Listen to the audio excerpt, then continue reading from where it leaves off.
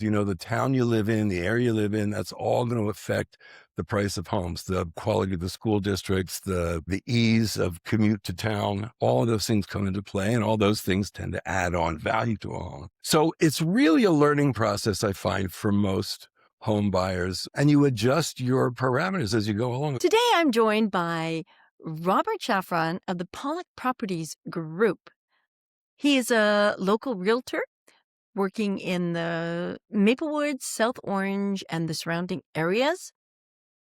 He's going to help you figure out how do you get the property in such a competitive market where inventory is low. There's tips and tricks to that, and also how to save time, which is what he does help you with. He's going to tell us how he does it. Struggling to design the business of your dreams?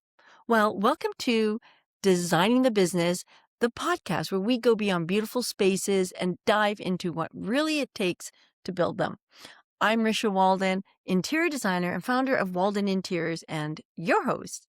Every week, I sit down with the brilliant minds behind the scenes, builders, contractors, architects, realtors, pros, artisans, fellow creatives, to talk business. We explore how they got started, what keeps them going, and how they've built businesses that not only succeed, but inspire. Subscribe now and join me each week as we design the business together.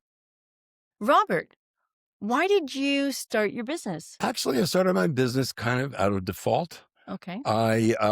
My previous career and I broke up. I was in advertising. I was a creative director, wrote a lot of TV commercials and radio commercials and print ads. The industry changed drastically as soon as the internet came about. So advertising took on a totally new face. There was a big change at the company I was in, and we just decided to part ways. At that time, my realtors recommended that I become a realtor because that's what realtors do. Is that what they do? I didn't know And so they invited me into the business and to join their team. And they were my realtors. They were also really good friends of ours. Okay. Our kids hung out together. So they got me my start in the real estate business. And that was 13 years ago. Okay. Yeah.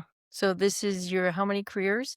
I guess I'm on my fourth, without counting little jobs, gimbals when I was a kid. No, I came to New York having studied theater to be an actor, which so many people do.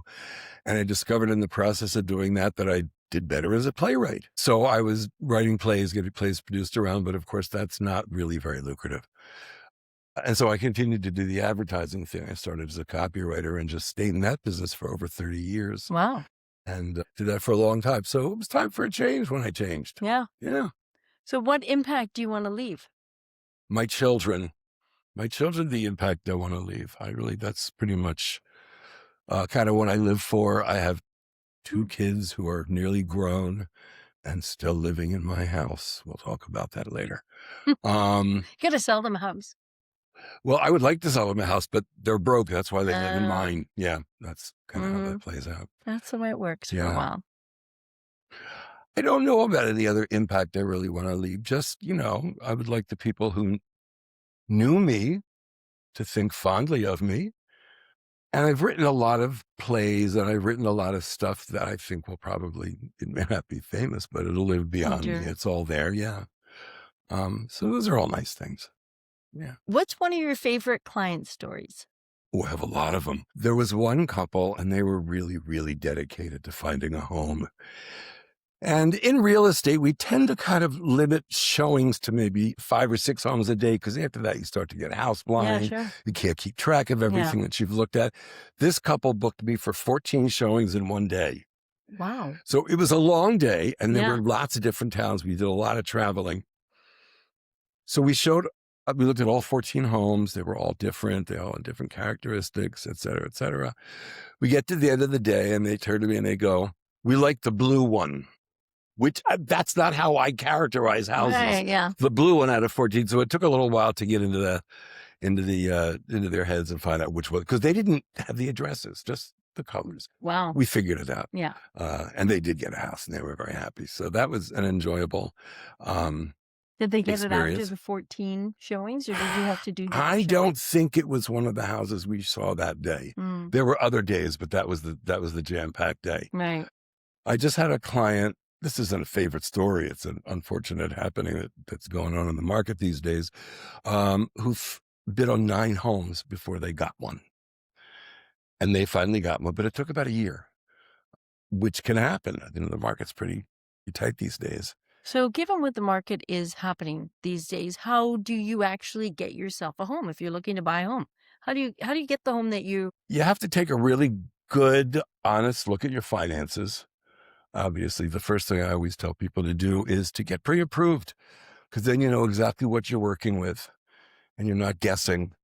And you have to have a pre-approval in order to make an offer anyway. Oh, you do? Didn't know that. It's always good to have one in hand. Yeah, then you'll know what you can afford to put down. You'll know what you can afford to spend on the house.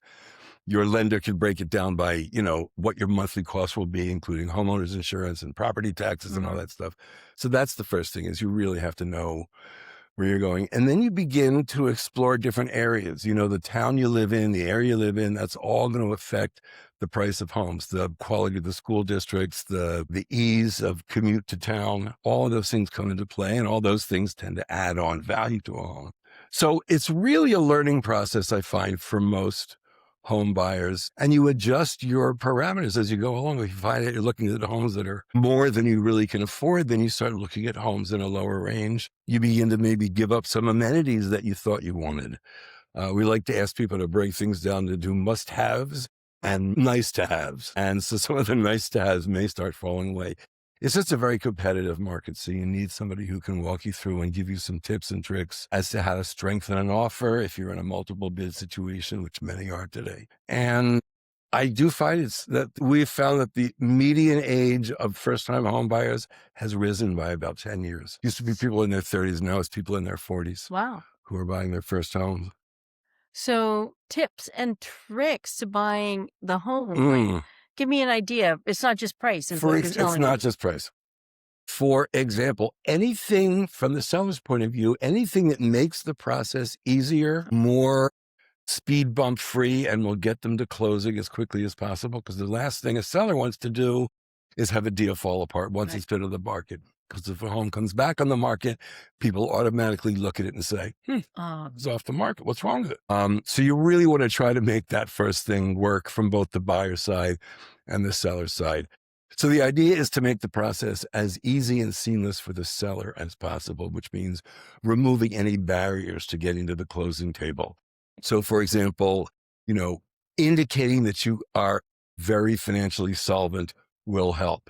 It often helps to do things like put little Easter eggs in the offer. For example, you conduct a home inspection.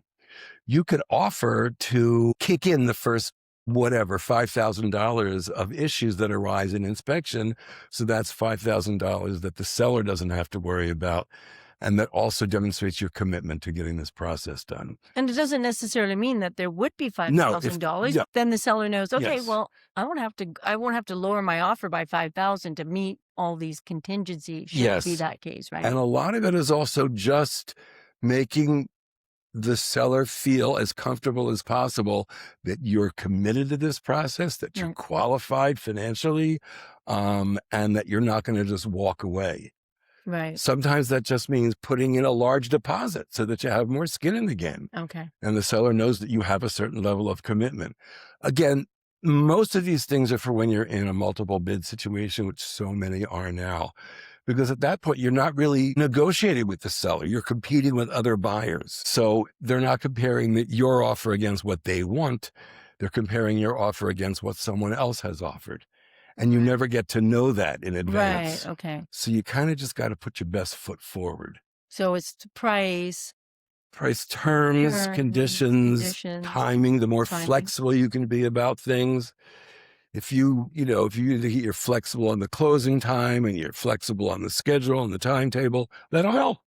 Obviously. So that means that you might be able to beat an offer that could be 10 grand more than you because you're like, way flexible here, blah, blah, blah, blah. Yeah. I mean, I've had a number of offers. I'm sorry. No, go ahead. I've had a number of offers that were accepted, even though they weren't the highest offer, because the terms were strong and made the seller feel comfortable that this deal would go to completion. So what's the biggest mistake you see your clients making? Looking for homes in a range that isn't realistic for them. The market has transitioned a lot, particularly since the pandemic, but prices are still increasing. And very often, because of the multiple bid situation, and people will overbid to get a house, I will advise people to look at homes lower than they can afford. Okay. So if you have a $700,000 budget, I'll say look at homes at 550 and 600, because you may end up in a situation where you're outbidding. And that really depends on the particular circumstance of any given home. If you're in a single bid situation, you're much more control. You have much more Right. leverage as a buyer. Sure. But because there is a housing shortage, in effect, there are just not enough homes for all the people who want them. It's usually a seller's market, and they kind of hold the reins. So you talked about being pre-qualified before, though. So Yes. you already know, like, you can only, you're top, is it the top dollar? Yes.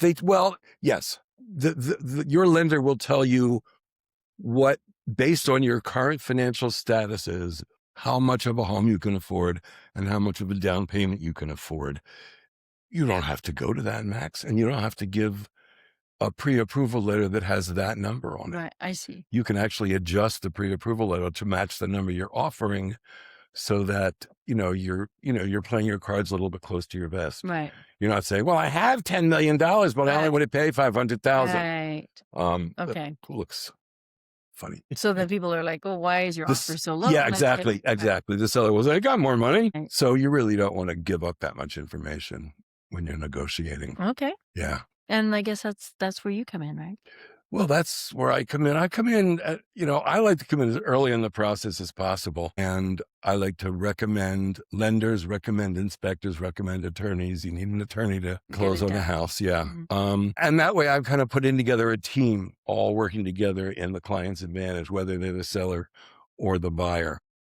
And it just saves time rather than, a lot of people start out looking for homes by just going to open houses before they've made a commitment to a realtor or a commitment to a lender. And that's where I meet a lot of my clients, is at open houses. Okay. Because if a home is on the market and it gets 10 offers, that leaves 9 people who haven't gotten a house yet. Right. So that tends to kind of build up. So that's where I meet a lot of clients is through open houses, because they're motivated, they're looking for a home. Sure. Some people are just kind of checking it out, but I do like to guide them through the whole process, and I send out a buyer's guide or a seller's Okay. guide, if that's what you're doing, and really talk you through the process repeatedly. And I like to hold people's hands through the whole process to make sure that they're comfortable and that they're doing what they need to be doing and benefiting. So what's the biggest misconception people have about your business Um, or about the business? We do a lot more stuff than people think. One of the biggest misconceptions about our business comes from the TV shows like Sunset. Yeah. And We all have that um, problem, don't we? I don't have a rooftop pool in my house or a chauffeured limo waiting for me I downstairs. know, really. I'm just a regular realtor. So there's really a lot of hand holding and a little bit of therapy in addition to, there's a lot of paperwork.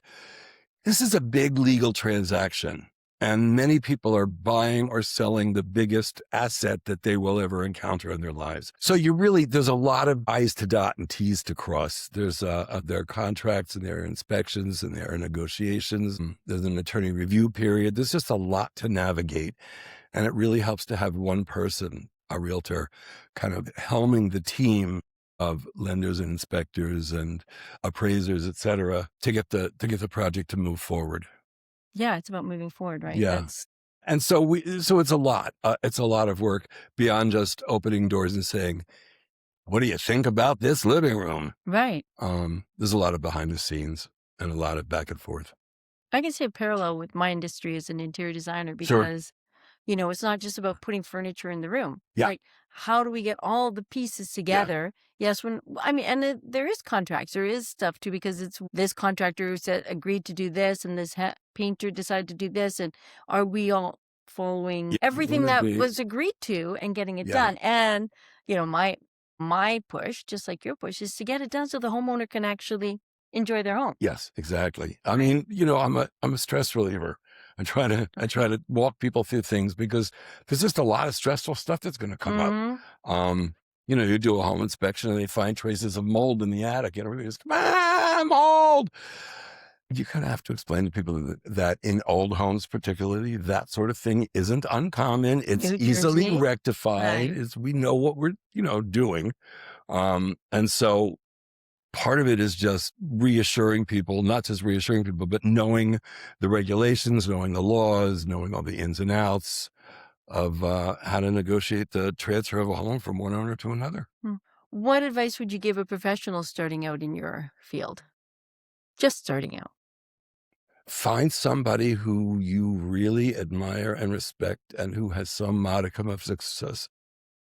Find somebody whom you admire and respect in your business and who has a modicum of success to follow. Ask questions, see if you'll find somebody who will mentor you. I know most of the people in my business, it's a really interesting industry being in real estate because all of the colleagues, the other realtors that I work with, are both my colleagues and business partners, and they're also my competition. Sure. So I'll be in a situation with an agent where we're on opposite sides of a transaction Right. and we're each standing up for our own client's protection. On the other hand, I may see that person in the office the next day and say, "Hey, how do you do this? How do you do that?" You Right. have to be careful about, we're not colluding. But I mean, just the idea that we can give each other advice and the benefit of each other's wisdom and still work as competitors. So it's Right. a really interesting kind of stepping Dynamic. stone. Yeah, But it also allows you to now you're creating relationships. So it's also important, I would think, as a realtor to have these relationships with other realtors so absolutely. you can negotiate Absolutely. like Yeah. more easily or with understanding Yeah. And, and know like based on this person, this is sort of how they work, so you have a better chance of and your reputation matters. What yeah. people know about you, what people have experienced with you. There have been occasions when either I was the listing agent or a buying agent, and an agent will see an offer come in from someone they've worked with who's lousy, Right. and they will advise their client, listen, you may want to entertain this offer, but here's what I know about what the situation could be. You don't really want to badmouth your competition, but you can, guide your client. But if there's an experience that you can draw from, do that. Right. Uh, Yeah, I mean, you don't wanna badmouth your competition, but there is that yeah, understanding that you've seen them do a few deals and sure. it And on the other side, if counts. I have experience with another agent that was excellent, that I know as a professional, that I know Right. from the industry, that I know is honest and straightforward and It's gonna be really good. clean, Yeah. it's not gonna Then be I yeah, will let that be known to yeah, someone making a decision, just saying, I can't tell you what to do, but, I know that this agent will work their ass off to get this transaction through to the very end. yeah, that's nice. Yeah. Yeah, it's important to inspire to continue, It's always different people. right? It's always different Mhm. people. And that's the fun part. You do get to a point, it's a lot of up and down, a lot of negotiating, a lot of arguing and worrying, complaining. But when you get to the end, it's incredibly rewarding that you've helped someone find a home, especially first time home buyers, Right. because this means so much to Oh my them. goodness, yeah. And having gone through the process, they fought hard to get there Mhm. and they probably spent years saving money just to make this dream come true. So that's incredibly rewarding. But the fact that every time a transaction ends, you get another one with a different cast of characters. And so that keeps everyone new because I have not found a transaction yet, and I've been doing this 13 years, where something has not come up that I'm like, huh? Right, Just surprises right, that you never anticipated and that you've never even thought about. right. And so each transaction's a little bit of a learning experience. You find something that you've never experienced or encountered before, you Sure. solve it, and then you have that to move forward with. Right, right, yeah. Well, is that because the cast of characters are different? Because Not always. Sometimes it's just, especially where we live, these homes are all 100 years old. Jersey. And they have, yeah, and which Right? I love. I Yeah, mean, I love my it. homes were all Yeah. old for all the character and the history, but that means stuff's going to come up that you may not have anticipated. And you just kind of cross that bridge. What is one thing about yourself you're working on changing? Well, it's been a lifelong pursuit, but I'm working on patience. Yeah. It gets easier as I get older, just because I slow down. But yeah, I'm not the most patient person, and I like instant results and Right. instant success, and it just doesn't always happen that way. And the other thing that it's connected to my business, but not entirely, is that learning that when people come to you and they're in a panic, you don't have to eat their panic. It isn't yours. In Right. fact, not letting it be a panic for you is a benefit. Yeah. And that kind of ties in with the kind of reactive, impatient side that I was talking about Right. before of being the rational one Right. in the conversation. And that's mostly with my business, but works with my kids too. Your panic isn't mine. That's fun because they're different people all the time too. As your kids grow, you're Right. dealing with Then different people. yeah. And that's just a really interesting transition. So, patience comes in there too. Patience. We all need it. What do you think needs to be improved in the industry? Needs to be improved. Hmm. I'll get there. Hmm. You think on that one for me. You got any more after that? We'll come back to it. Sure. What would you tell your 20-year-old self? What would I tell my 20-year-old self? In terms of business, I would tell my 20-year-old self to invest in property as early as you possibly can. Mhm. That was not something that I thought about or that was part of my life or my interest or my aspiration. And I've since grown up to learn that really for your security in your older years, for a cushion, for a retirement fund, owning property is an incredible investment. It just is. It doesn't go down. Right. You know, my grandmother, we always used to go to the market and she would say, "What the hell's with these prices?" And I realized that we still do that. Prices don't go down. We just complain they've gone up. When are they going to go back down? They're Yeah, not. they're never. Prices just don't. And so, your house, if you had bought a house, if I bought a house when I was 20, Oh that gosh. thing would have quadrupled or 30 times its value, 40 times its value now. But young people, I didn't anyway, I didn't think in terms of property or investment or any of that, but it would have been a good idea. Yeah. So that's one thing. The other thing I would tell my 20-year-old self is that everything's going to be okay. Everything's going to be okay. Everything is going to be okay. It all works Yeah, out, right? it does. Yeah. It all ends either one way or another. We're in the same. We're in the same race to the same end. And we know how it ends. Yeah, we know how it We know ends. how it That's not ends. even So a just, surprise, right? That's not a yeah. surprise, right? Well, the thing they say about real estate is that the best time to buy real estate was Yeah, that's yesterday, right. and the That was next best time is today. that So, is the advice that I would give to people thinking of buying a home and right, who are waiting for the market to get better. Don't. right. Prices are not going down. Interest rates fluctuate, but there's Mhm. always something you can do to address that. If you are not happy with your interest rate, you can refinance your home at some time, but you will have a home To re- with some equity Yeah. to refinance. Yeah. The other thing is a lot of buyers are on the sidelines now because the interest rates have been high, especially been. compared to the artificially low rates of the pandemic. Right. And But if we look back at what, yeah. Oh, well, like yeah. 30, 40 years ago, the interest Yes. rates were like 9, 10. My first house was at 8%. Right. And the people who sold it to us had been at 12%. Right. And each era has its own what's normal. Right. So right now we're in what we're in, but if the interest rates do suddenly drop tomorrow, all these people on the sidelines would be racing out to find homes. The competition would be fiercer and the homes would still sell for a lot of money. Right. Really, unless you're a huge developer, a big investor, you shouldn't try to time the market. It will never work to your advantage. If you get lucky, okay, great. But in terms of a real strategy for buying a home, timing the market is never a good strategy because it just doesn't work. Because you can't. We're always working on unknowns. We don't know what the prices will do. We don't know Right. what the interest rates will do. We can predict from various financial and social and political considerations in the country, but it's a guess. Yeah. Absolutely. That's my big advice. Don't time the market. Is there anything that needs to be Yeah, improved in the industry that you would like to see different? I'll tell you what. I'm currently a new member of a team called the Pollock Properties Group Oh, in yeah, okay. Maplewood, South Orange, and their motto is "Care, Serve, Give."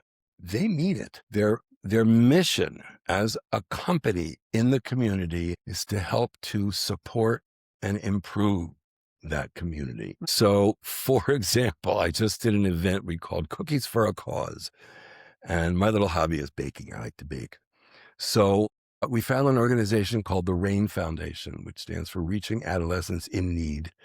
And what they do is they provide homes and resources for homeless LGBTQ young adults. Oh, They have 12 beds and they always need resources. How they're funded, honestly, but I don't think they have a lot of money to throw around. It's a small grassroots organization. And so the event was if you came and donated some desired need, they needed, body wash and chlorine wipes, Clorox wipes, sanitizer, towels, t-shirts, they right, needed everything for these right. folks. So the deal was I would give you a homemade jar of cookies if you brought us some goods. Nice. And that was all under the aegis of the Pollock Properties Group. It's really part of what we do. Every single agent on the team has one social or charitable cause that they represent, and they spend the year, aside from just selling homes, really kind of supporting the cause that they believe in. Um, and it was a really successful event. We Oh, brought good. them 20 big moving boxes full of stuff. It was Wow. great. And I Fantastic. baked 265 cookies. Wow. The other thing that this particular group does is what they call closing for a cause. Instead of giving a cutting board for your closing gift to Right. your clients, we offer you the opportunity to make a contribution out of the commission that we make to a cause that moves you, any cause, any charity, any Right. organization. So that's your closing gift is, That's we will nice. make a donation in your name to that organization. So that's how I'd like to see the industry change and to make it more about that. Because what we're doing is we're talking about homes. We're Right. talking about community.